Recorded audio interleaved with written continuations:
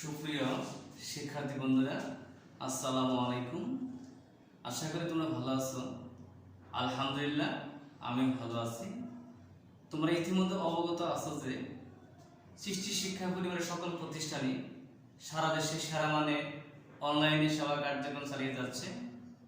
আমরা সৃষ্টি একাডেমির পক্ষ থেকে প্রায় 12টি ক্লাস নিয়েছি। এতে করে তোমরা কিছুটা হলো উপকৃত হচ্ছ এবং আমাদের সাথে থেকে এই পরিস্থিতিতে নিজেদেরকে এগিয়ে নিয়ে যাচ্ছ। ধন্যবাদ সবাইকে। আজকে আমি তোমাদের সম্মুখে আলোচনা করব ভয়েস সেন্সের উপর, অর্থাৎ ভয়েস সেন্সের উপর ইতিপূর্বে আমি একটা ক্লাস নিয়েছি। আজকে হলো আমার দ্বিতীয় ক্লাস। দেখো, এখানে হোয়াইট বোর্ডে 10টা বাক্য লিখেছি। কয়টা বাক্য লিখেছি? 10টা বাক্য অলরেডি আমি লিখেছি। আমি পর্যায়ক্রমে এগুলো আলোচনা করব, তোমরা অবশ্যই বোঝার চেষ্টা করো ইনশাআল্লাহ। Number 1, I am to earn a lot of money, যার বাংলা অর্থ হচ্ছে আমাকে প্রচুর টাকা উপার্জন করতে হয়। আমাকে প্রচুর টাকা উপার্জন করতে হয়। দেখো, আমরা জানি যদি কোনো সেন্টেন্সে সাবজেক্টের পরে সেমি মডাল অক্সিলারি ভার্ব, আমরা জানি মডাল অক্সিলারি ভার্ব কোনগুলো? Can, could, may, might, would, should, ought to, use to, need, dare, এগুলোকে মডাল অক্সিলারি ভার্ব বলা হয়। আর সেমি মডাল অক্সিলারি ভার্ব কোনগুলো তোমরা একটু জানার চেষ্টা করো বা জেনে নাও। Am to, is to, are to, have to, has to, was to, were to, am going to, is going to, are going to, was going to, were going to, এগুলোকে সেমি মডাল অক্সিলারি ভার্ব বলা হয়। আমি আবার বলছি, semi modal auxiliary ভার্বগুলো হচ্ছে am to, is to, are to, have to, has to, was to, were to, am going to, is going to, are going to, এগুলোকে semi modal auxiliary verb বলা হয়। কাজে সেমি মডাল অক্সিলারি ভার্ব যুক্ত active ভয়েসকে passive ভয়েসে পরিণত করার সময় আগে আমাদের কি করতে হবে? অবজেক্টকে সাবজেক্ট করতে হবে, তারপরে সেমি মডাল অক্সিলারি ভার্ব বসাইতে হবে, তারপরে বি বসাবো, তারপরে উল্লেখিত মূল ভার্বটা বি তৈরি হবে। ঠিক আছে? তাহলে এখানে তোমার অবজেক্ট কি আছে? এ লট অফ মানি। তাহলে এ লট অফ মানি এটা অবজেক্ট, এটাকে আমরা সাবজেক্ট করব। তাহলে এটা आंसर হবে a lot of money is to, যেহেতু আই এর পরে এম টু হয়, কিন্তু এ লট অফ মানির পরে কি হবে? Is to be. তাহলে এখানে মূল ভার্ব কি আছে? আর্ন। তাহলে এটা কি ফর্ম হবে? আর্নড হবে। তাহলে a lot of money is to earned by me. Okay, আমি আবার বলছি, a lot of money is to be earned by me. Okay, number 2, he can speak English fluently, অর্থাৎ সে অনর্গল ইংলিশে কথা বলতে পারে। সে অনর্গল ইংলিশে কথা বলতে পারে। এখানে ক্যান হলো মডাল অক্সিলারি ভার্ব। ক্যানটা কি ভার্ব? Modal auxiliary verb. তার এখানে অবজেক্ট কোনটা দেওয়া আছে? এখানে ইংলিশ দেওয়া আছে অবজেক্ট। তাহলে এটাকে আমি সাবজেক্ট করব। তাহলে English, E N G L I S, English. আর এখানে মডাল ভার্ব আছে ক্যান। তাহলে ক্যান লিখবো, আর সাথে কি যোগ করব? বি যোগ করব। তারপর উল্লেখিত মূল ভার্বটা বি3। তাহলে স্পিক এর বি3 কি হবে? স্পোকেন। স্পোকেন। তারপর উল্লেখিত শব্দ কি আছে? ফ্লুয়েন্টলি। ফ্লুয়েন্টলি শব্দের অর্থ হলো অনর্গল, F N U E N T L Y, fluently. তারপরে বাই, তারপরে এখানে হি আছে, তাহলে হি এর অবজেক্ট ফর্ম হিম হবে। ওকে, নাম্বার 3, দা পেন রাইটস ওয়েল। এখানে দা পেন হলো সাবজেক্ট, রাইটস হলো ভার্ব, আর ওয়েল হলো অ্যাডজেক্টিভ। আমরা জানি যদি কোনো সেন্টেন্সে subject plus verb plus adjective যদি দেওয়া থাকে, তাহলে অবশ্যই ওই বাক্যটাকে আমরা মনে করব কোয়াজি প্যাসিভ ভার্ব যুক্ত অ্যাক্টিভ ভয়েস। তাহলে আমরা আগে জেনেছি কোয়াজি প্যাসিভ ভার্ব যুক্ত শব্দের অর্থ কি?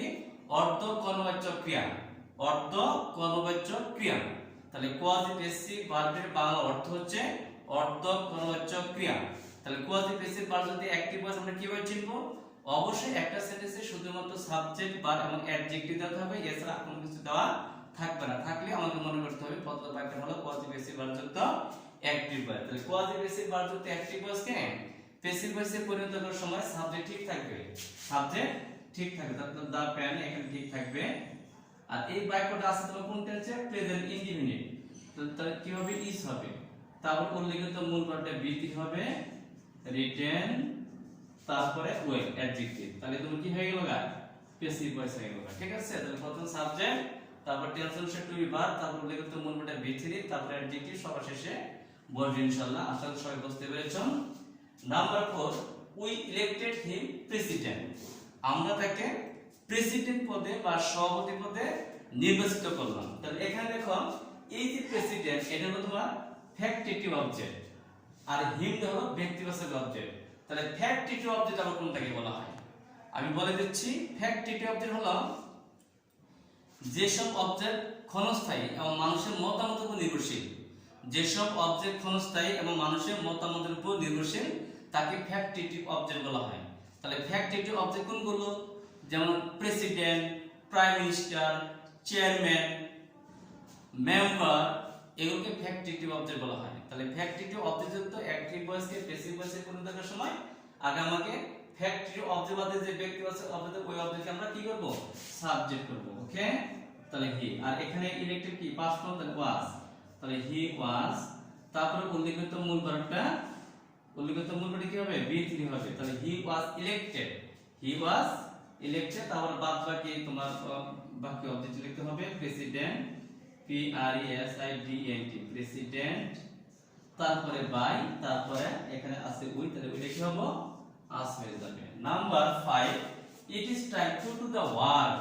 অর্থাৎ কাজটা করার সঠিক সময় হয়েছে, কাজটা করার সঠিক সময় হয়েছে। তার মানে যদি অ্যাক্টিভ হয়েছে ইট is time plus infinitive verb, it is time plus infinitive verb plus object যদি দেওয়া থাকে, তাহলে প্যাসিভ ভয়েসে পরিণত করার সময় তোমাকে অবশ্যই নিয়মটা ফলো করতে হবে।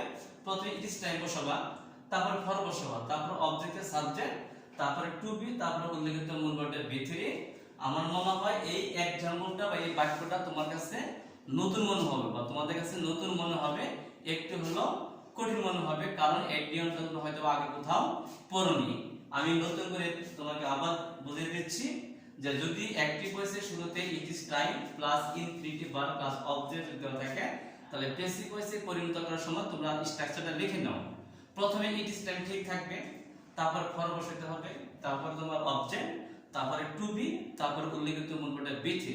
আমি আবার বলছি, ইট ইজ টাইম ঠিক থাকবে, তারপর ফর বসাতে হবে, তারপর অবজেক্ট, তারপর টু বি, তারপর উল্লেখিত মূল ভার্বটা be3 হবে। তাহলে এটা আনসার হবে it is time for the work to be done, it is time for the work to be done. Okay, number 6, she killed herself, সে নিজেই আত্মহত্যা করেছিলেন, সে নিজে আত্মহত্যা করেছিলেন। অর্থাৎ সেলফ যুক্ত শব্দ কি বলা হয়? Reflexive object. তাহলে রিফ্লেক্সিভ অবজেক্ট কাকে বলে? শুধুমাত্র সেলফ যুক্ত শব্দকে বলা হয় reflexive object. Himself, themself, herself, myself, ourself. আমি আবার বলছি, myself, himself, themself, ourself, itself, yourself, এগুলোকে কি বলা হয়? Reflexive object. তাই রিফ্লেক্সিভ অবজেক্ট যুক্ত অ্যাক্টিভ ভয়েসে প্যাসিভ ভয়েসে পরিণত করার সময় এবারে সাবজেক্ট ঠিক থাকবে, সাবজেক্ট কি থাকবে?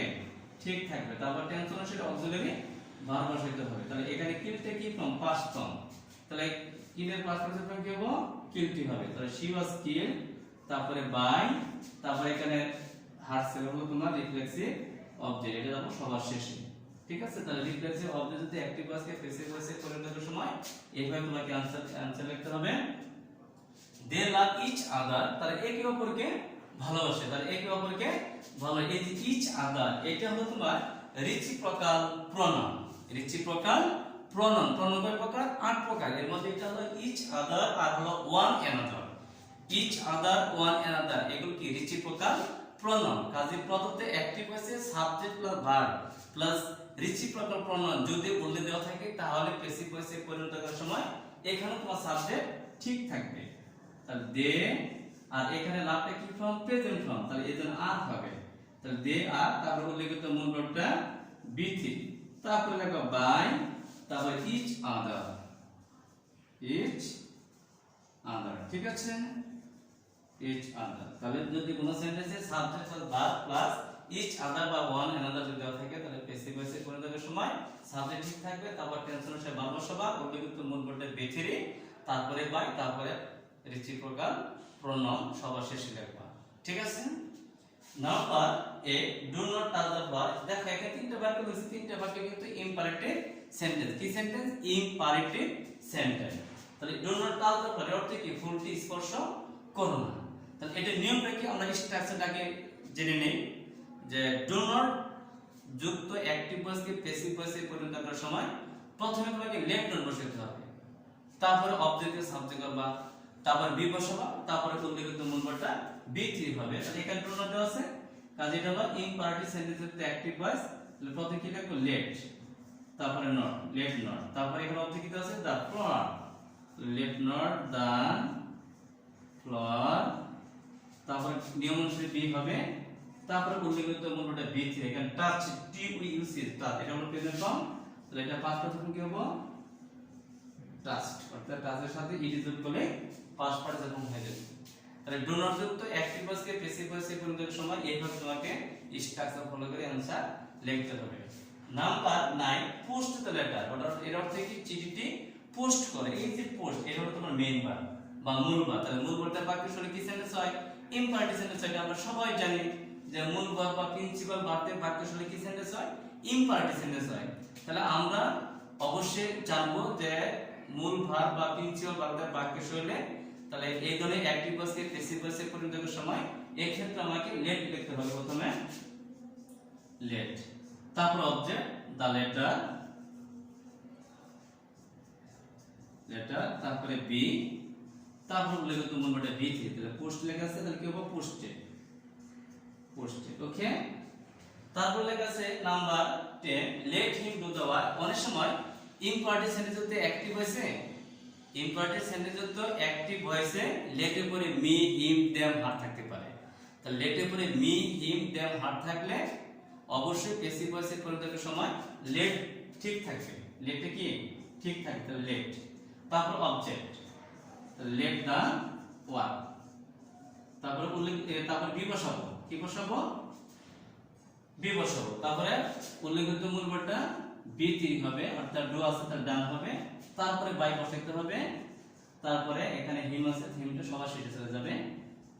এইভাবে লেটের পরে মি হিম দেম হার থাকলে এই ধরনের অ্যাক্টিভ ভয়েসকে প্যাসিভ ভয়েসে পরিণত করার সময় প্রথমে লেট বসাবো, তারপর অবজেক্ট, তারপরে বি, তারপর উল্লেখিত মূল ভার্বটা বি3, তারপরে বাই, তারপরে ব্যক্তি আছে অবস্থা সবার শেষে চলে যাবে। আশা করি প্রিয় শিক্ষার্থী বন্ধুরা তোমরা সবাই বুঝতে পেরেছো। আজকে যে কটা एग्जांपल আমি লিখেছিলাম আমি সর্বোচ্চ চেষ্টা করেছি তোমাদেরকে বোঝানোর জন্য। অবশ্যই বাসায় তোমরা প্র্যাকটিস করবা, না বুঝলে অবশ্যই আমার মোবাইল নাম্বার আছে, এই মোবাইল নম্বরে কন্টাক্ট করে যদি কোনো রুলস বা কোনো एग्जांपल বা কোনো आंसर যদি না বুঝে থাকো তাহলে অবশ্যই আমার সাথে কন্টাক্ট করে সলভ করে নেবে। ধন্যবাদ, তোমরা সবাই সুস্থ থাকো, নিরাপদে থাকো। আসসালামু আলাইকুম ওয়া রাহমাতুল্লাহ।